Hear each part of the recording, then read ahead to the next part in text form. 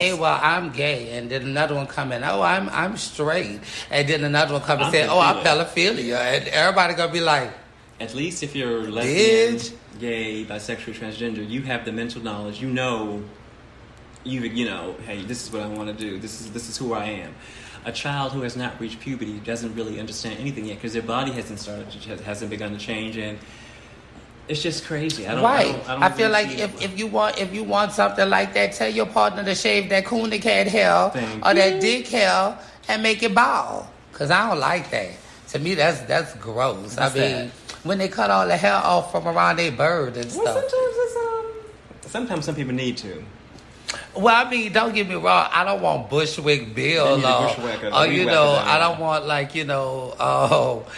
lamb chops play along. You know what I'm saying? But I mean, at least like trim it up or something.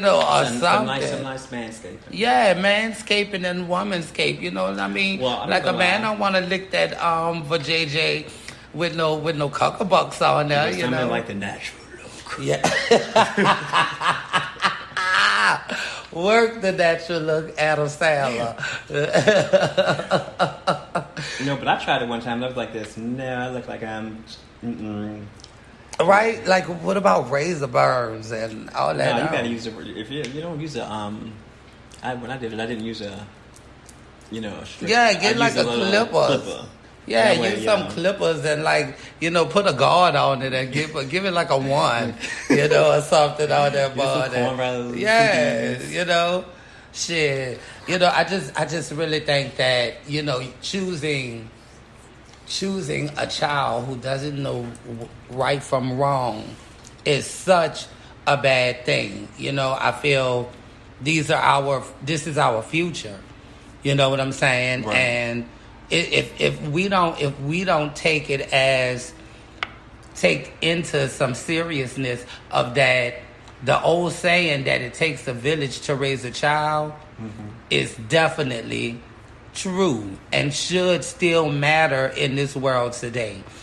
We turn around and we take our minds off of the most simplest things to worry about these complicated situations that totally end up playing themselves out in the future.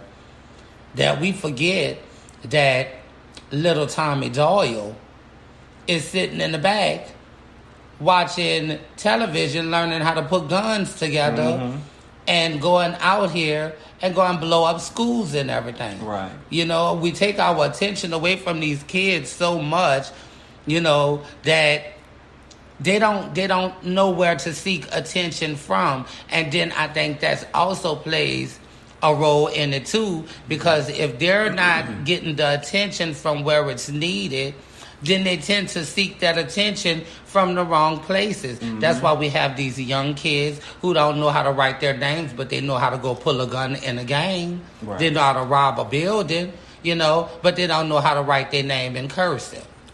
Yeah, which, by the way, I'm glad they put that back in schools. I think they should put cursor back in school. Yeah, I think so too. But learn to write your name. Yeah, you mentioned.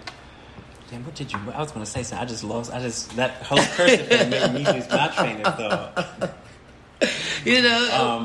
I hope it takes a village to raise a child. Yeah, it does. And then when the children aren't getting the attention that they need from home, that opens the door for pedophiles. Right. To swoop in and lure them in with candy or toys and stuff to give like them that. something they like. Right. I mean, if you have to lure somebody somewhere to do something, then that's not They got Grindr for that.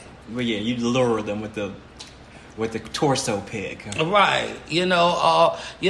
I remember I was watching this show with that was on Oprah. I love me some Oprah, but I was watching this show and it taught me something that even though I've learned it from her having this interview with a pedophile, but it works in everyday life as well. We have to groom our people that are in our lives and the people who are going to also be in our kids' lives or our next generation's lives. Like the guy was saying, because she asked, well, what is grooming? And grooming was like to do a study on likes and dislikes of another subject.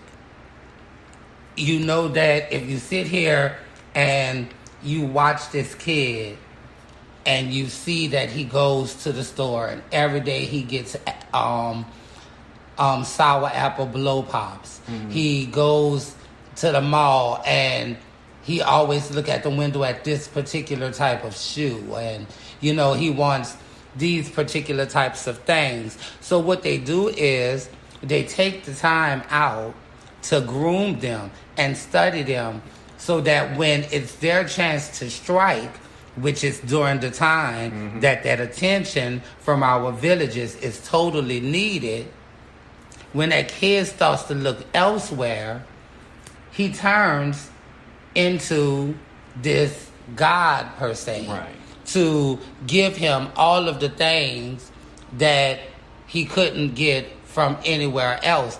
And it's not really the attention. The attention comes with the gifts. Because if I look everywhere for a Dooney and Burke purse, and no dude pop up and say, oh, hey, can I talk to you for a second? Because I had this Dooney and Burke purse that, you know, my wife didn't want, and I just wanted to find someone who I thought was very, very deserving of it. Hell yeah, I want that Dooney and Burke. That's Dooney, the one I've been looking for all year. It's still in season. You know, I want that. So but don't you wonder how they know they want that? How right. You know, or not even how. Why is he offering it to me? You know, right. And that's one of the big things. Like, we worry about all of the other questions, all of the other W questions, the who, what, whens, and wheres. But we never go to why. And that's a big problem. You know, I just guess that we're not paying attention to our kids enough. You know, I sit here, also I look at, you know, the new generation of parents. Well, yeah. You know, they don't play parent. I remember as a child also, my mom used to always tell me, one thing you better not forget, I'm not your friend. I'm your mama. And I think nowadays it's too many parents wanting to be friends. You gotta be either or. I'm lucky to say that now I'm at the age I am. My mom is my friend. Right. And my mom. But growing up, there were some times when I was like, I hate you. Right. You know, because, you know, she would do something or say something I didn't like or didn't want her to say or do.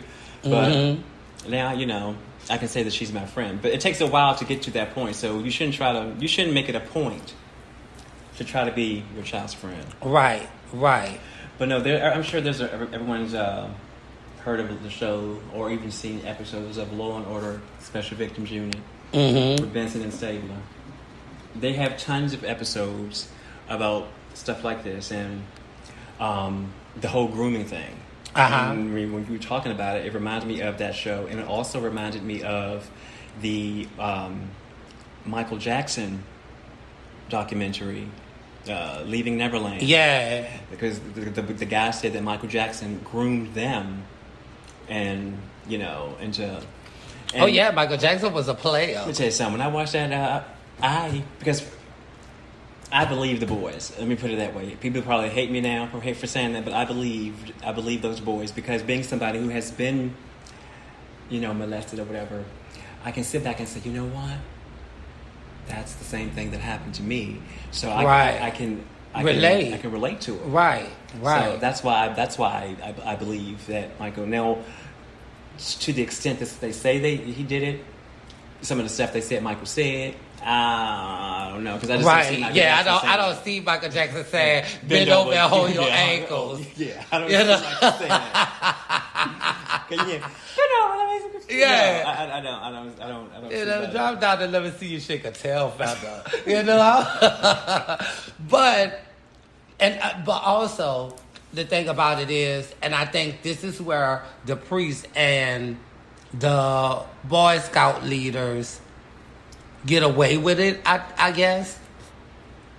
a lot of people, like when it came down to looking at that documentary, I feel a lot of people looked at it as Michael Jackson being Michael Jackson.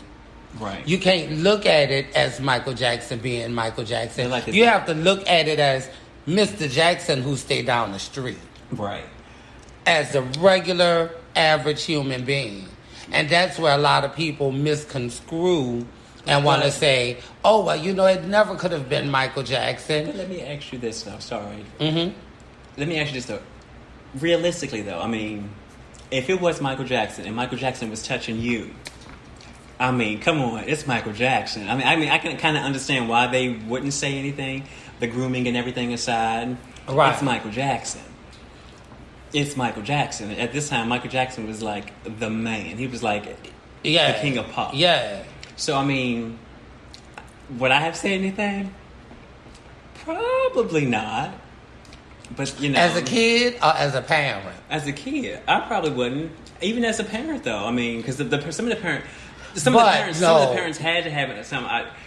You're not going to let your child spend a weekend with, I don't care. Right. Some of the parents. Or not only this. You going to take my child and go stay in another hotel? You're going to take all You're going to take all us. Right. And we all going to be in that same hotel. It don't matter about if, okay, it's Michael Jackson. Michael, go ahead. We know who you are. We know you love the kids. Go ahead and go stay at Ritz-Carlton while we stay over here at Holiday Inn. That's two blocks away. No. And you don't have no other kids with you? No. I was watching that whole Leaving Neverland, and this one boy, his parents went to a completely different state. And his parents let him stay with Michael Jackson for the time. I don't know if it was maybe a weekend or a week. Either way, it was inappropriate. Michael Jackson shouldn't have been left alone with that child. But yeah. And not only that, this is the part where it shakes up a lot of stuff. If you take one child and they do a lawsuit on you that first time. Right. Why bring Thank you. my child to be there so it could go a second time? Yeah, I don't care who it is. Right. And that's how I feel. That's how I really feel about that. And that's the whole thing of why I say that it really does take a village to raise a child, because Michael Jackson could have been, in our terms, that priest. Right. He could have been. I as much as Father John has done prayed for us, I don't believe that he has touched my child. Right. But at the same time, you looking at him as Father John. You're not looking at him as Sexy John Cena. Right. Yeah. Which, John, you can touch me whenever. But you don't look at it like that. Or you don't look at, okay, well, Mr. Jenkins or whatever, who's the head of the Boy Scout troop, is touching your child because he's been praised so much as a Boy Scout leader. But I always wonder, though, why is it so hard, so difficult for some parents? Like, if the child did come forward and say, hey, Mom, Dad, such and such did this to me, sometimes it's difficult for parents to believe that or to comprehend that it could happen. Right. I'm going to believe my child before anybody else. I don't care. Right, of course. My child could be the baddest, the baddest child. They could be the cutting up in school all the time. But if my child came to me and said such and such touching me or doing this to me, I'm going to believe them. Right. I'm going to believe them. Of course. First off, I don't think that it's about the child being believed or not. I really think, like I said earlier, it's about the attention. You know what I'm saying? Right. Like, I remember, watching kids, grow up and around their parents. And, sometimes A kid will come up to the mom and say, "Oh, well, mom, I made a mistake and I said this," and right before they can finish saying what they're saying, the parent is like, "Go back in your room. Right. Go sit down